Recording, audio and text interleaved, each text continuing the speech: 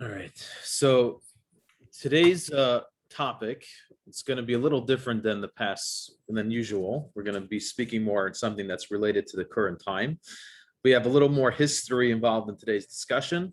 And we're not going to have any slides really to go along. So it'll be more of a discussion, open discussion about the history of the current time frame that we're in and what the meanings of that is and how we commemorate that as well. So it's also a weird class to get excited about because we're not going to be talking about a very exciting topic, shall we say. As a quote from the Talmud that I have printed out for myself over here, it says that from when Av begins, which is this past Saturday was the first day of the month of Av, one decreases rejoicing. So we're entering a time which we're not supposed to get too excited. So it's an interesting class to get excited about, but it's a very interesting topic to explore. And it's a strong testament to the yearning of the Jewish people. I think there's a few historians which commented about even when Israel was under many people's rules years after destruction, how you would always find Jewish people at the Western Wall on the 9th of mourning the loss of Jerusalem and praying that hopefully one day there would be the real rebuilding of the temple. So we're gonna try to jump at a bunch of different places at the same time. So bear with me and let me know if I should explore a little bit more in one area, and I could go back to that always. So what I first want to do is just read through a bit from the Talmud, and we'll discuss let me give a recap a little bit of the time frame, the days that we're talking about over here. So we're right now, beginning from this past Shabbat, we started something called the 9 days. We got to really rewind a few weeks before. On the Hebrew calendar, we're right now on the 3rd day of the month of Av. So the month of Av is before the month of Av is called the month of Tammuz. On the 17th day of the month of Tammuz is when this period of mourning that we're going to be discussing about today at length begins. The 17th of Tammuz starts what's called the 3 weeks, a 3-week period of mourning. It intensifies at the onset of the last 9 days of those 3 weeks, which is on the onset of the month of Av, and it culminates on the 9th of Av, which is the most intense day of mourning and fasting.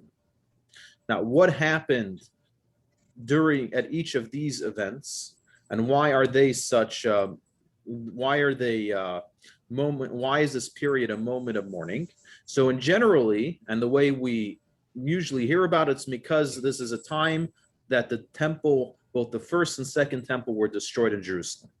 So it's a time that we're mourning the loss of the temples of Jerusalem. And the day in specifically where this 3 weeks start, the 17th of Tammuz is when the walls of Jerusalem was breached during the destruction of the second temple.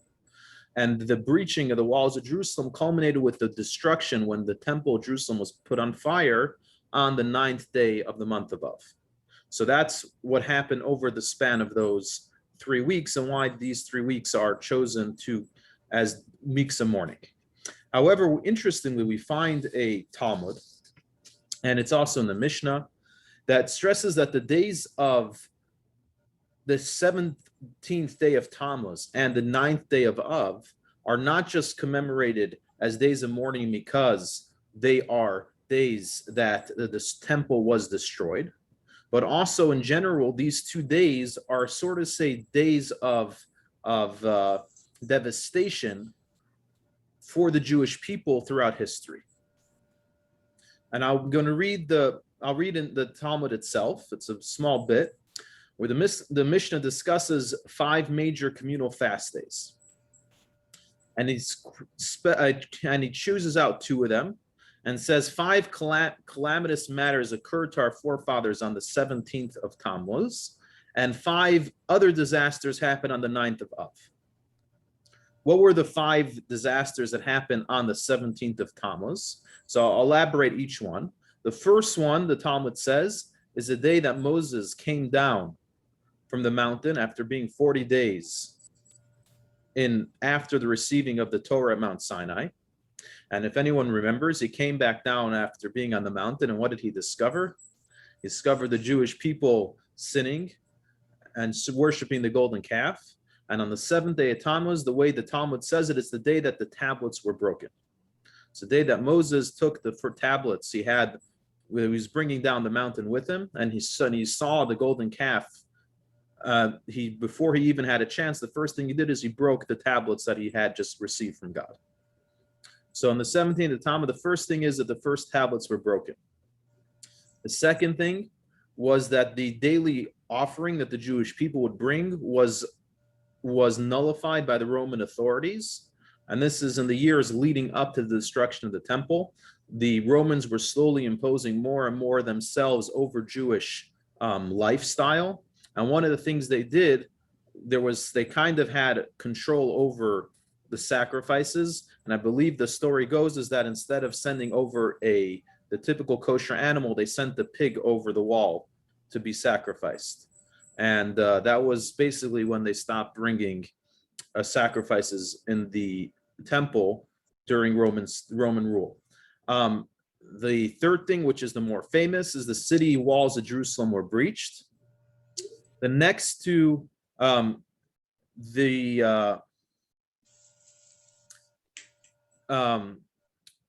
general Apostomus, I'm not sure who he was, but burnt the Torah scroll.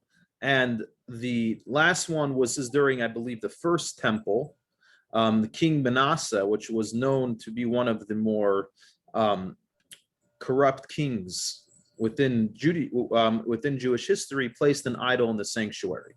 And this was in the era leading, if I believe, up to the first temple, which we'll discuss a little bit more later.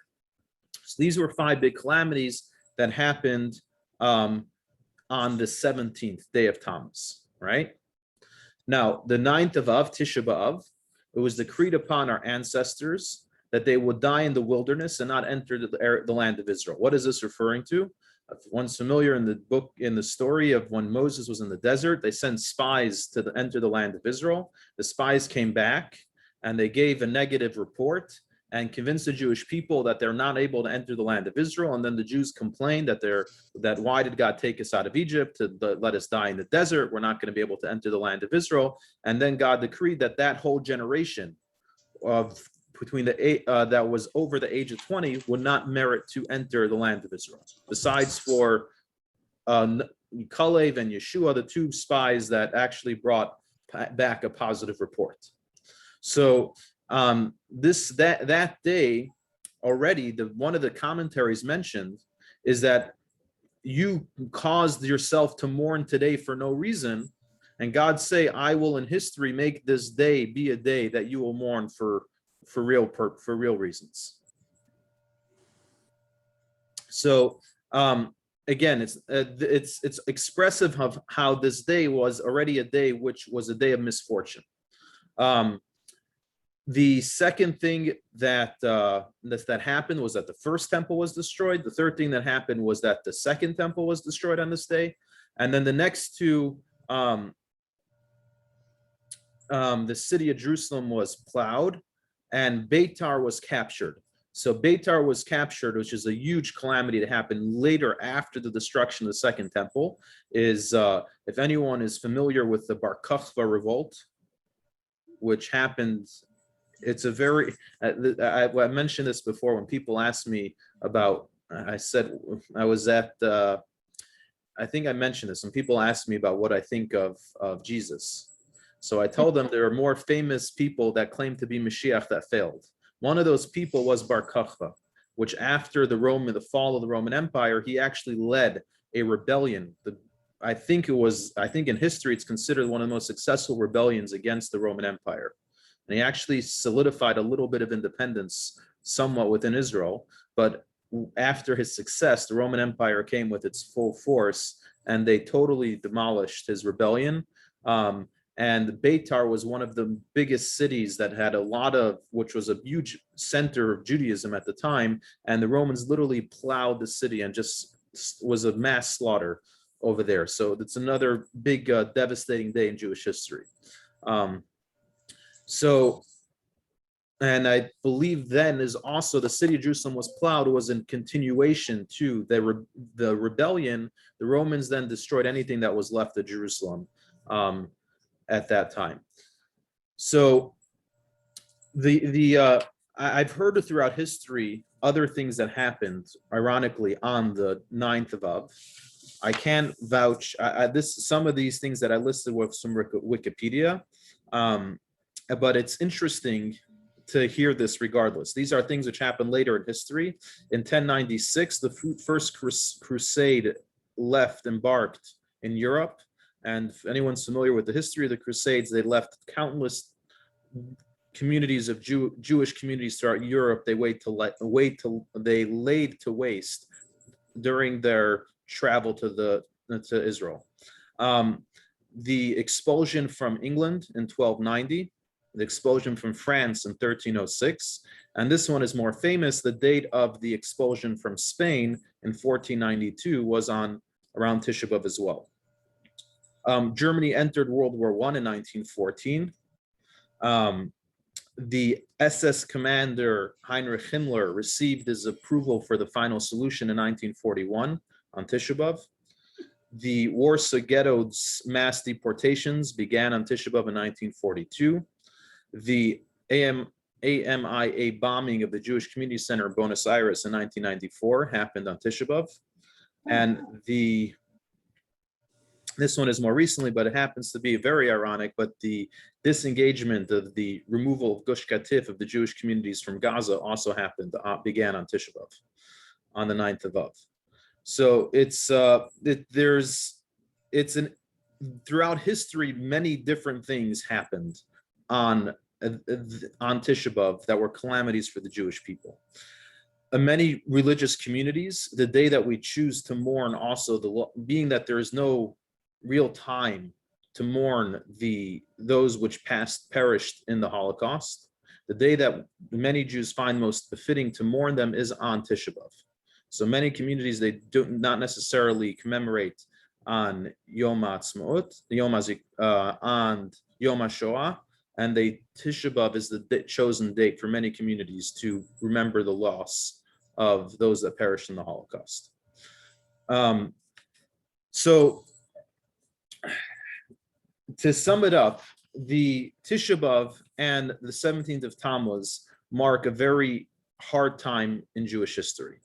And to appreciate some of the mourning, I want to go through a short dive into the history of the two main events that happened on Tisha B'av, which is the destruction of the first and second temple, and a little bit about the stories of how the destruction came to be, and as a result, how we try and pray or the promise that we see in the future. For example,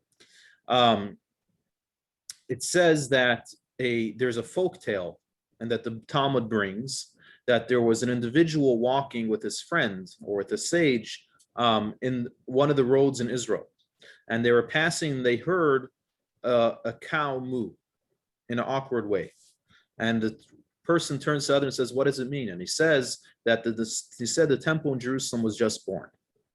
And 3 seconds later, the cow moos again. And the guy asks what happened. And he says, the Mashiach was just born. The destruction of the temple just happened. And then he said, what was the second moo? That the Mashiach was just born. And this is something that we find throughout our prayers whenever we're in mourning, whenever we're in a state of loss and so on and so forth.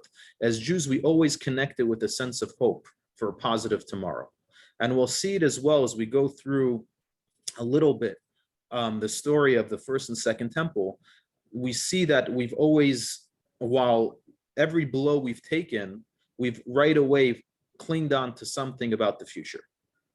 And so let's rewind a bit to going back to the first temple, a little bit about the history of the first temple. So the first temple was built about 480 years after the Jewish people had left Egypt. The Jewish people already settled in the land of Israel. They did not begin to build the final temple until they had conquered the whole land and they were settled. King David, which was pretty much the catalyst to set up the Jewish people who conquered Jerusalem, set peace throughout the lands, because he was a person of war, God did not want him to be the one to build the temple, and the task was left to his son Solomon. So King Solomon, about 4 years into his rule, began the construction of the temple, and it took about 7 years to complete the construction of the first temple. There's a lot less today archaeological findings that are from the first temple by the Temple Mount, because there was a construction of the second temple years later above that. And also we're very limited to what excavations we can do on the Temple Mount. But in the city of David, in Ir David, and other places, they found a lot of the underground tunnelways and so on and so forth, which are depicted in the construction of the first temple. The temple was destroyed the temple was around for about 400 years. And it was destroyed in the year 423 BCE. And it was destroyed at the time by the Babylonians, led by Nebuchadnezzar. They were a unbelievable powerhouse, but for a very short period of time in history. They rose to power, conquered a lot of the civilized war, and not too long later, they were toppled over and taken over by the Persian Empire. But during their conquest of rule, initially the Jews thought that they would have a friend in Nebuchadnezzar. He was known to be a God-fearing person and to respect the Jewish people, but eventually he turned against the Jews and destroyed the temple. The most famous character during this time is the prophet Jeremiah. The Yirmiyahu at the time was living through, there was a very interesting period of time.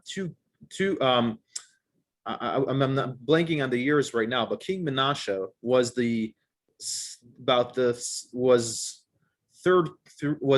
two kings removed from the king that was ruling during the time of the destruction of the temple. And King Menashe was a corrupt king, was not a God-fearing person, and he tried imposing his idealistic and corrupt views on the Jews as a whole. And he really lowered the standard of morality and so on and so forth that was being kept in Israel at the time. His son worked tirelessly to revert that. And there's a whole fascinating story with King Chizkiyahu and a prophet who basically he did not want to have children. With the subtext is because he knew his child would revert back to the ways of his father. And he was worried that would lead to the destruction of the temple. And the prophet basically told him that, who are you to stand in God's ways? And we never know, we can't predict the future. We can only predict what's expected of us right now. So we know you have to do what's expected of you, and what will be in God's hands. And unfortunately, Chizkiyahu's major nightmares were confirmed, and his son did revert back to his grandfather's ways, and the state of Israel spiritually is in a very low way. And Yirmiyahu came and Jeremiah was warning the Jewish people for years to turn back.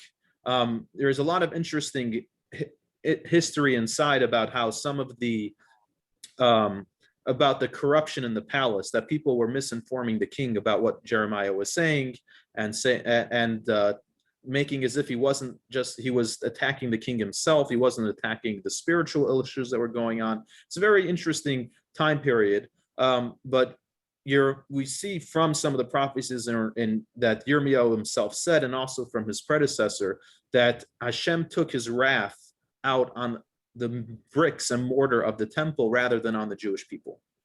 So being that the Jewish people were acting in ways which were undeserving of them, instead of destroying them, God destroyed the temple, and the Jews went into the Babylonian exile. What's a fascinating thing, which we know from, like I was saying, where you see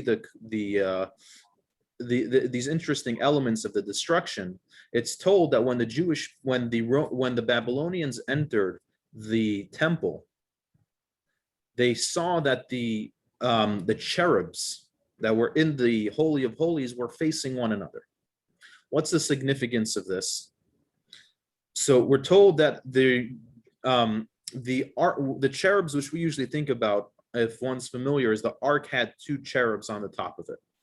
Now, historically, the ark itself was hidden before the destruction of the first temple. I think during Chizkiah's time already, they took the ark out of the Holy of Holies and hid it in the caves under the temple so that it should never end up in enemies' hands. However, Solomon had built replicas of the cherubs in large form that hovered over the ark, that were also in the Holy of Holies, and they were kind of like sort of artistical, more like furniture elements that they hovered over the ark itself. They hovered over the space where the ark would have been sitting. Now, tradition says that at times where God was happy with the Jewish people, the cherubs would face one another. At times where God was angry with the Jewish people, then the cherubs would be sort of say turn away from one another, expressing the feelings. So what the Talmud is saying, whether it's representative of what happened or not, was that the state of the cherubs, the state of God's feelings towards the Jewish people during the destruction, was one where the cherubs were facing one another. That during the destruction, it was with what was being preached and was being felt was the love that God had to the Jews. And how does that make sense? God's destroying the temple, sending them into exile.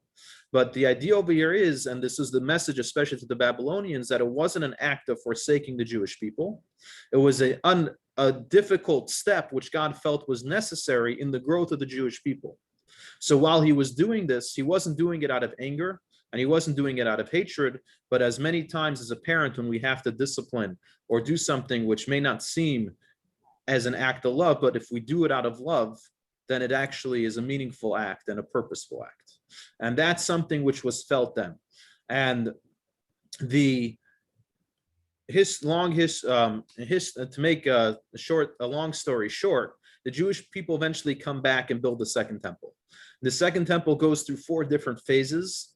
The temple of Solomon was that of splendor, and there were some of the beauty elements of Solomon's temple was never replicated in in the second temple. The second temple in its early stage was made out of wood. It was a very basic construction, to the extent that many people commented that the second temple, people that saw it would cry, remembering what the first temple looked like and what they were going through in the second temple. There were different stages where it was more wealth within the Jewish community that they made it appears. In general, the second temple was a very important thing to understand, that the Jewish people never had full autonomy during the rule of the second temple. They were always a sister government or a branch under a greater empire. And eventually King Herod, which was of royal connections with some Jewish roots, was the king of Jerusalem at the time. One of his grand exploits of his wealth to show his rule and power was to redo the temple in a way which would be befitting of his worthiness.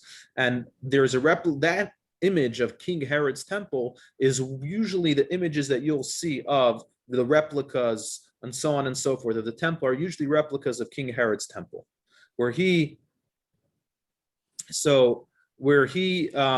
really went all out and built a gorgeous temple, which was known throughout history as something worth coming to see. Now, during the rule of the second temple, and already King Herod, there were issues. There was all type of political issues that were going on within Jerusalem, within Israel. And a lot of it really depended on who was the ruling faction, or who was the person put in charge by the Romans to oversee the district of Judea. Some of them were more benevolent. Some of them were extremely corrupt and condescending and overpowering. And a lot of them were major agitators. And what they would put Jewish people in very dire situations, and then when Jewish people would try to fight back or respond to that, they were instigated, they would come back in full force and blame the Jews as revolting or acting against the Roman Empire, and so on and so forth. And the main struggle throughout all this time was really a struggle of rights. And the ability to be Jews, and this is something which as Jews we fought for, unfortunately, throughout history, even after the expulsion of Rome, we see it throughout Europe and the Arab countries, wherever Jews were, we would travel from country to country, hoping for a place which we would be allowed to be true to ourselves, to practice religion without any oppression. And that was the ability to practice without oppression, and being able to have that religious independence was something which was constantly under attack from Roman oligarchies and so on and so forth. Now, when it comes to the first temple, as I mentioned, we see in scripture that it was more of an expression of a accounting on the general misdemeanor of the spiritual welfare of the Jewish people. When it comes to the second temple, we see in the writings more an expression of the fact of what's called sinat chinam, indiscriminatory hate between one another. And there's two general ways of looking at the story. One is a very basic historical level. During the time leading up to the destruction of the temple, there were three classes of people, and even within the Jewish people, there were three general classes. One was what we call the wealthy oligarchs, which were usually assimilated and wanted to see the end of Jewish religion and a full success of the Roman Empire. Then there were what we call the moderates. Now, moderate was not necessarily in religious view, happens to be that most of the religious population were in the moderate camp. The sages at the time were in the moderate camp, and they felt that if we would act with diplomacy and we could continue to have the temple and be able to practice our religion, and long as we make it clear to the Romans that our fight with our superiors has nothing to do with the legitimacy of Roman rule, but solely with our religious rights. And the third camp were the zealots, which they said we need to gain independency no matter the cost, no matter the loss. No way that we should be allowed to negotiate. Now the zealots, and even sometimes the wealthy oligarchies, would make the life for moderates extremely unbearable. At times, the zealots hired mercenaries from other countries to come in and attack other Jews in order to create the sense of insecurity under Roman rule. And that way go on and say, unfortunately, this may have happened also later in history when people were trying to convince people to leave some of the Morocco and so on and so forth. Similar tactics, unfortunately, were used, but it's a different era of history to talk about. But as well, we know that during the siege, as we'll talk about in a little bit, during the siege of Jerusalem, the Jewish people actually had major storehouses of food and supplies in order to withstand the Roman siege on Jerusalem. The zealots went and lit those storehouses on fire to make the urgency to go to war more imminent, that people shouldn't feel secure, that we could withstand and have hope to sort things out. So we see that the lack, unfortunately, those were very trying times, and we're not going to judge anybody for what side of the equation they were on at the time. But because of the intense pressure and the instigate and all the different stories and scenarios of clashes between the Romans and the Jews at the time, the Jewish populace was so splintered that they could not get a united front. And as a result of that splintering of factions and the inability to create a commonality amongst them and how to deal with the Roman oppression, we see historically how that literally directly led to the destruction of Jerusalem. On a more clear timeline, the General Vespasian was put in charge after different insurrections where Jewish people rebelled or fought against the Romans. Eventually, General Vespasian was put in charge, was charged by the Roman Empire to quell the rebellion in Jerusalem, in Israel. And he came in 67 CE, and he had some major battles which he fought and major wins. Josephus claims to have been part of that whole story where in his city, and how he was the only survivor, and he eventually joined the Roman legions. In 68 CE, which is when there's another fast day on the Jewish calendar, which is the 10th of Tevet, which that marks the day when the siege on Jerusalem began. Now, during the year 69 CE, and there is, if you look historically, even within Jewish debate, there's a little debate if this was in the year 69 or 68, but during the year 69 CE, there was a lot of turmoil in Rome. If anyone's watched any documentaries on Roman empires, it's an unbelievable story how one person stabs one person in the back only to get stabbed in the back by somebody else, and there was constant turnover at the head. So this is one of those times in Rome which there was a lot of turnover, there was a lot of instability.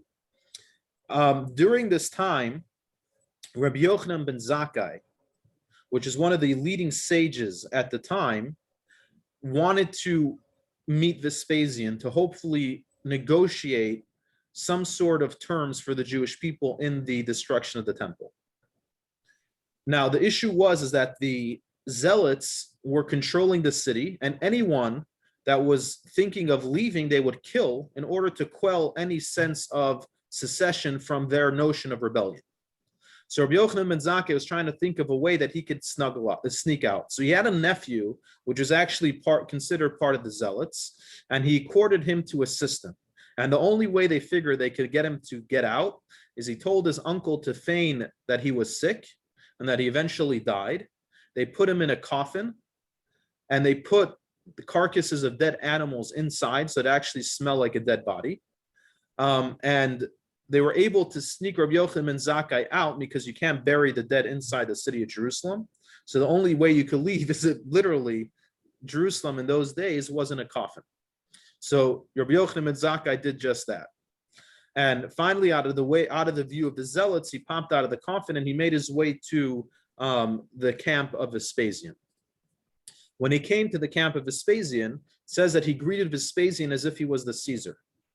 And Vespasian wanted to almost kill him right then. And he said, no, I see the angels of the Caesar, of royalty, are surrounding you. And sure enough, during their conversation, a message came from Rome that the Roman leadership had chosen him to be the successor of the Roman Empire.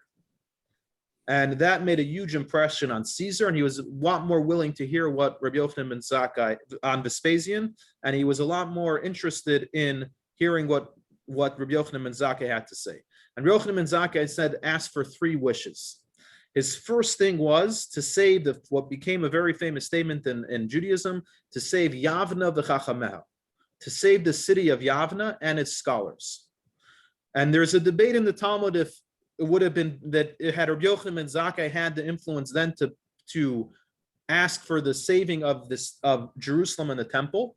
But Rabbi Yochanan ben Zakkai at the time felt that there's no way at this point that he would be able to save the temple or plead on that to get that. But he's figured, what is the one thing that can save the Jewish people if we're going to go into a horrible exile, is at least the integrity of our train of thought, of our Torah. If that is protected, then we will be able to withstand whatever will come. So we see it similar to what I said before in the story of the destruction. We already see places, acts, things that were steps that were put in place in order to protect the ideals of Judaism, and that we should be able to continue much later. And he also figured this wouldn't look as much of a threat to the Romans, and sure enough, that was granted. And literally because of that, the ability of the ideals of Torah until today, we still are able to be proud Jews, even though we may be missing some of the key factor in Jerusalem, and we're missing our temple, but the ideology and what it means to be a Jew continues today because we never lost that link in the chain with the destruction of Jerusalem. The other 2 things that he asked for are very different significance. One was to spare the Nasi. The Nasi was the family which is usually the descendants of David, to spare the family of the Nasi. And the last one was, there was a Rabbi Tzadok was a rabbi which fasted for many years, praying to God that he not to spare the Jewish people from destruction. And he asked that a physician attend to Rabbi Tzadok. What's unfortunate is that Rabbi Tzadok eventually was killed by the Zealots because someone said that he was conspiring with the Romans, and he was killed not long before the destruction of Jerusalem. When Vespasian went back to Rome, he sent his son, which is Titus, to replace him and continue the conquest of Jerusalem, continue the siege. And not too long after he took over the reins, on the 17th of Tammuz is when they were able to breach the walls of Jerusalem. And it took till the 9th of Av till they gained access to the temple. And on the 9th of Av is when they set fire to the temple, and the fire continued burning into the next day, the 10th day of Av. And as a result, there's a little debate which day should be marked as a fast day. Should the 9th of Av or the 10th of Av be marked as the day of fasting? At the end of the day, we go, being that the fire began on the 9th of Av, the fast day is established on the 9th of Av. But as we'll speak in a second, we do some acts of mourning continue through the 10th of Av for this reason. Now, it happens to be that at the time, it took them till the 7th of Elul, which is the following month, so finally to eradicate any last strongholds within the city of Jerusalem. So it took a good month or so for the Romans to fully conquer the city of Jerusalem. Once the temple was conquered, there's a quote here from Josephus, which I think puts in place the extent of the tragedy that happened and the merciless attitude that the Romans had when they attacked Jerusalem. And I'll read from here in English. As the flames caught, a fearful cry welled up from the Jews, who rushed to the rescue, caring nothing for their lives. Around the altar were heaps of corpses, while streams of blood flowed down the steps of the sanctuary. While the temple was in flames, the victors stole everything they could lay their hands on and slaughtered all who were caught. No pity was shown to age or rank, old men or children, the laity or priests. All were massacred as the flames roared up, and since the temple stood on a hill, it seemed as if the whole city were ablaze. The noise was deafening, with war cries of the legions, howls of the rebels surrounded by fire and sword, and the shrieks of the people. The ground was hidden by corpses, and the soldiers had to climb over heaps of bodies in pursuit of the fugitives. And the Talmud also has recounts of the story of the 9th of Av and the destruction and the devastation. It was a very horrifying experience and situation that happened. The Romans totally pillaged any wealth of gold and so on and so forth that was in the temple and in Jerusalem. The sources say to the extent that the price of gold dropped 50% after the pillage of gold, and there was so much gold that they acquired during their pillage. And I think everybody knows that in honor of the victory over Jerusalem, the Arch of Titus was built in Rome to commemorate the victory. I believe also they minted a coin at the time, which had the face of Vespasian, on one side, and the picture of a crying woman in bondage, which was supposed to replicate a Jewish woman, on the other side, that they minted to mark. And I think it said on the back in Roman the language, which something to the sort that Judea was captured. So it was a huge celebration within the Roman things. The Jewish people then were taken as slaves into Roman ruled land. And there were so many slaves, it says that the slave market shut down. There was no more need to sell slaves from the amount of people which were captured during the destruction of Tisha B'av. So it was, to say the least, it's a very sombering time within the Jewish people. But from the destruction, and as always, in Judaism, we always see when something is destroyed, we see it as an opportunity to rebuild. And that's very much within our prayers, is that while we went through this destruction, we know that the yearning to return from Jerusalem began that first day that we left it. What's interesting is that the the Roman wars within Jerusalem did not finish with the war of Jerusalem. If anyone's been to Israel, there's a very big hype about Masada in Israel. And that's considered to be the last stronghold, the last holdout against the Roman Empire. What's interesting, though, is that in the Talmud and Jewish history, we find very limited, if any, mentioning to those later battles, and especially and the story of Masada. And perhaps some of that is because the rabbis and the sages never saw the advantage of committing suicide just for the sake of independence. And like we saw throughout the thing, the rabbis were of the moderate view. They believed that independence if we were able to maintain the ability, the right to religion and right to so on, the need to have our independence comes second. And therefore they didn't see necessarily see the value in suicide over sacrificing, only if it's only sacrificing your ability to have full autonomy over yourself. So which is very interesting, because you go through history, there are other stories of martyrs who died in the name of religion and so on and so forth. But the story of Masada is not really brought up, because I guess there's an ethical debate you can have if their self-sacrifice was considered self-righteous or worthy or not. So it's a very interesting time history to go on in.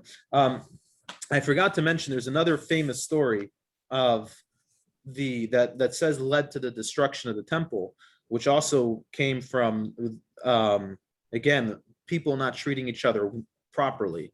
I think I shared this on Shabbos, but there's a story of Bar Kokhba and Bar Kokhba, and Kamsa and Bar Kamsa. I'm mixing the names sound all similar. Kamsa and Bar Kamsa. There was a individual which was a very wealthy fella, and he had a friend who was Kamsa, and he had an enemy who was Bar Kamsa. And this fellow sent his messenger to go invite his friend Kamsa to the party, and his messenger, by mistake, instead of inviting Kamsa, invited Bar Kamsa. And Bar Kamsa shows up to the meal, and this is a very prestigious house, and there are all types of prestigious people around. And Bar Kamsa comes in, and as soon as the host realizes Bar Kamsa is here, he embarrasses him in front of everybody and sends him flying. And nobody stood up to his defense. And the story goes on. He offered to pay for his meal. Just let me be. Don't make a fuss about it. And the guy was adamant and threw him out of the house. And Bar Kamsa said, if all these people were able to sit on my embarrassment, I'm going to basically tear the city down. And he went to the Roman Empire officially at the time, and he said that the Jewish people will not accept a sacrifice if you sent it, which isn't true. The Jewish people accepted sacrifices from non-Jews in the temple. But what did he do? He was bringing the sacrifice of the Roman emperor to Jerusalem, he slit a blemish on the animal, on the lip of the animal. Why was that significant? Because for the Romans, that wasn't considered a blemish, but according to Jewish law, it is considered a blemish. And you can't bring an animal with a blemish. And when the sacrifice was brought to Jerusalem, there was a debate amongst the rabbis if they should sacrifice it or not, because they understood the gravity that was hanging in over here. And there was one person which was adamant that being that according to Jewish law, we can't bring it, which even though it can have all types of calamity, we can't bring it. And when word got back to Rome that the Jewish people refused the animal that the emperor brought, that to him was a sign that that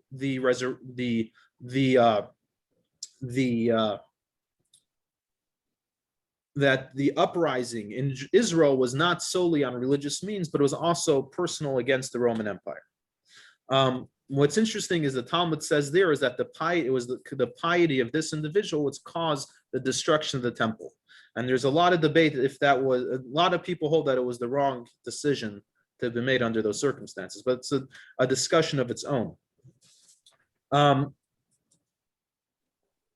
So the way, and we're seeing we got like 10 minutes. So let me skip over to how we commemorate this time.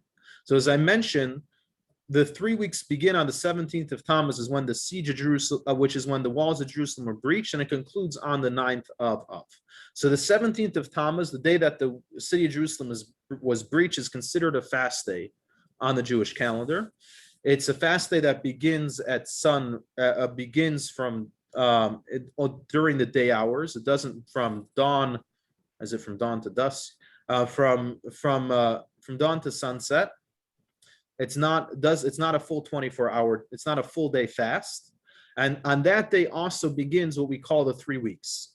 So during the 3 weeks, we try minimizing things. We do a few things in the morning. What are the things in the morning which are traditionally meant to be done then? We try not to take a haircut during the 3 weeks. We try not to buy new clothing or things that we would make a shehechiyanu on. We try not to go to live concerts or play live musics, and we try not to schedule weddings during the 3 weeks. Like I said, this intensifies at the onset of the month of Av. In the 9 days, we try not to eat meat or drink wine, and we also we'll try not to do laundry during the 9 days. So we try to do any laundry we need before the 9 days. It's a time which, as a mourner, just like a mourner doesn't do work during the Shiva, during the 9 days, we try not to be refreshing, so on and so forth. Tisha B'av, as I said, is the saddest day on the calendar. And Tisha B'av is a fast day that begins already at sunset on the Jewish calendar. The days begin at the night. So it's a full day fast, which goes from sunset to nightfall on the following day. So this year, Tisha B'av begins after Shabbat. So Saturday night till Sunday night is Tisha B'av, and it's is Tisha B'av. What's unique this year, because Tisha B'av falls out on a Shabbat, right? So we don't actually begin fasting until nightfall, because on Shabbat itself, we don't do all the means of mourning until nightfall, because on Shabbat we're not allowed to do anything that's noticeably. It's a day of it's a day of holiness. It's a day of celebration, so we can't do anything which is obviously mourning.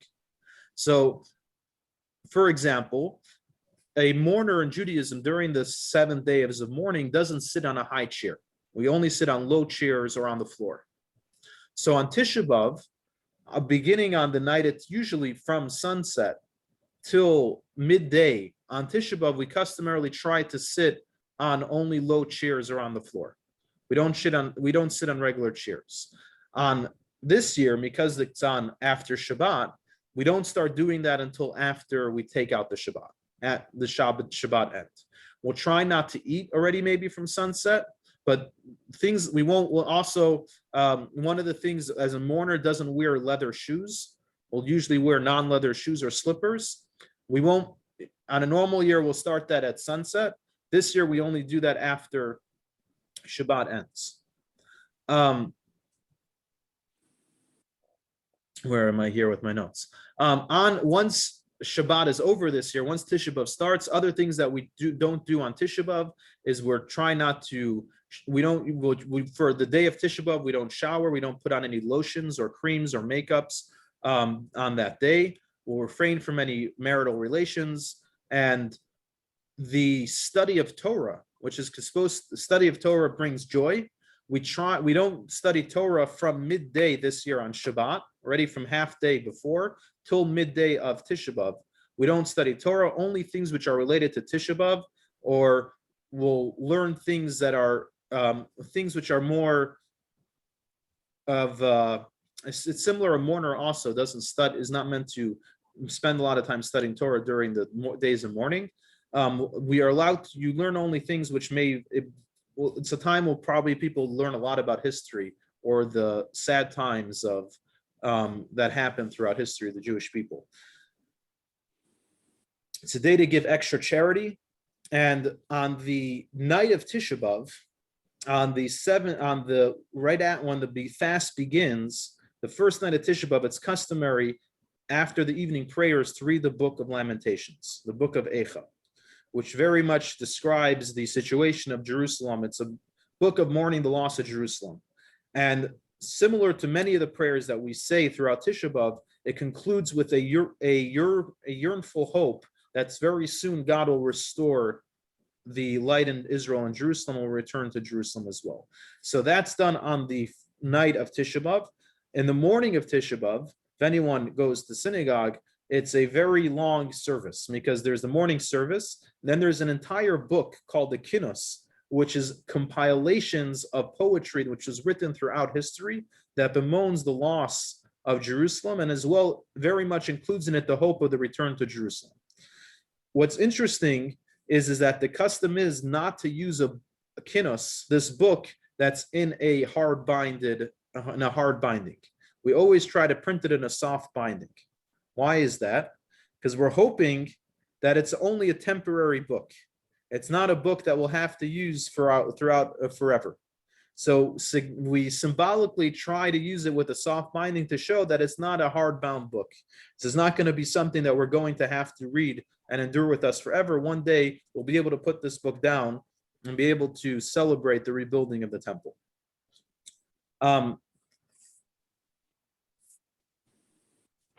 Any questions? I feel like I've been talking for almost an hour straight. I have a question. Yes. Of course. When we were in Babylon, did we have a temple there? Were we allowed to build synagogues? So a synagogue and a temple was two very different things.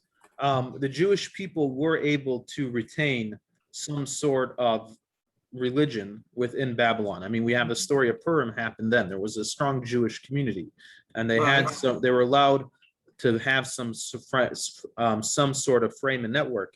Some of the great scholars that were captured during the destruction of the temple, the first temple in Babylonia, were actually courted to be advisors of the kings following. So there was still the ability to have some sort of the Jewish people did have the ability to have some sort of establishment. And they kept more or less together. I mean, it's interesting to see what happened there. Again, you had different factions within the Jewish people. Some people wanted to blend as much as possible with the Persian society, which was the more predominant at the time. Then they felt that way they would be able to ensure their continuity, and that plays in a little bit to the story of Purim as well, but that's a kind of for a different time.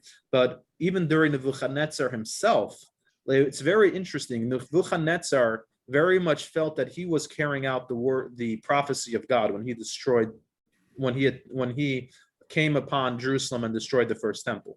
And he still had an unbelievable respect for the Jews and their leaders.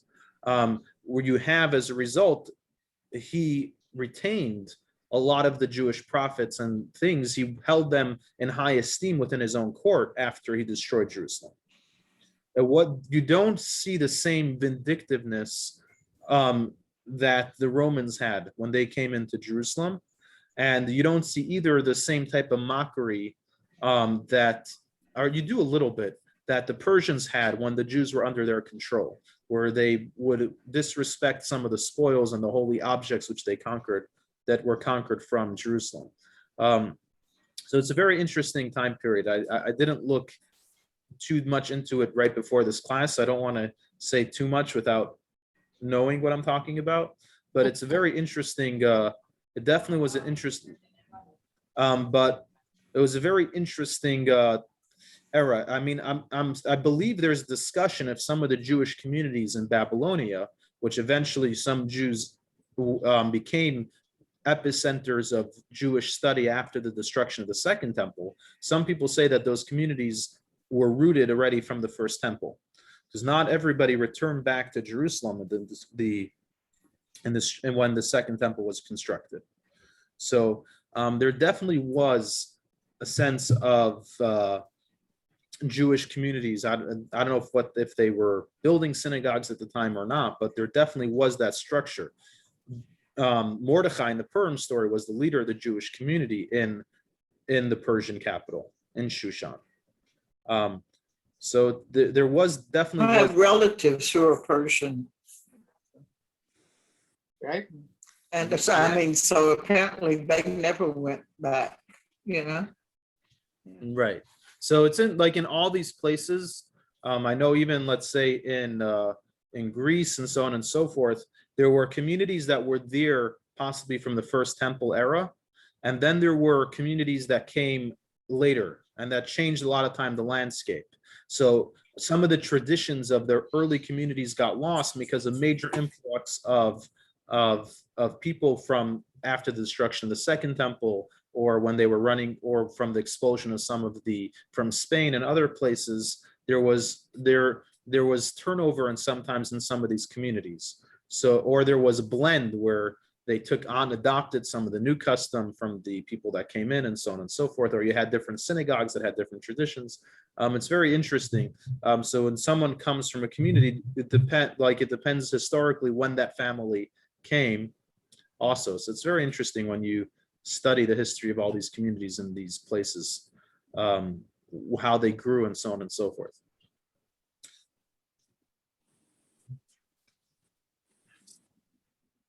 Thank you. All right. So, well, to sum it up, this time is the month of begins on a very low note, sort of say, but it says that only about a week later into the month of Av, on the 15th day of the month of Av, was the most joyous day in Jerusalem. On the 15th day of the month of Av is the most joyous day. Maybe we'll talk about, maybe next week, we'll discuss a little bit about how the calendar structure on the Jewish calendar works, and what the symbolism of the moon is related, and maybe we'll connect with that with the 15th of the month of Av. But either way, as we commemorate Tisha B'av this coming weekend, and we commemorating now the 9 days and the 3 weeks, in any I was learning and studying in the daily study of the Tanya, that was discussing recently about a person who's working on repentance, and there is a certain sense of joy that one can only achieve when they go through a hard experience, or when they go through some hard self encounter with themselves. And Judaism doesn't believe in I would say the word depression. We believe in bitterness. What's the difference? When someone looks back at things and is looking back at bad experiences, right? You either become depressed or you can become bitter. Depression usually leads to only going further down the road. When you're bitter, you give a place to come back. And when one is working on repentance, when we're thinking about how low you've fallen, the goal is not just to stress how low you've fallen. It's how low you've fallen, and yet God is still there with open arms, ready to take you back. And it's like that as well when we think about the destruction of the temple and about these days of mourning. And that's why I mentioned the first temple. We look back, and we can look back at how far we've fallen and how hard it is and the challenges, unfortunately, that we went through. And remember that during this time, God was there with the cherubs facing one another and embracing one another. And throughout this time, God's still there waiting and embracing us and wishing, just as we are, that very soon will be the coming of the Mashiach and the reestablishment of the third temple, and we'll be back in the world at a large, and not just us, will be in a better place, God willing, in the near future. So as we mourn all this, it's important to stress that unbridled hope of positivity that we as Jews have carried throughout the years, that God willing already today, we should be able to celebrate these days and not have to mourn just the losses that happen on these days. So thank you all for joining. And thank you for a wonderful hour.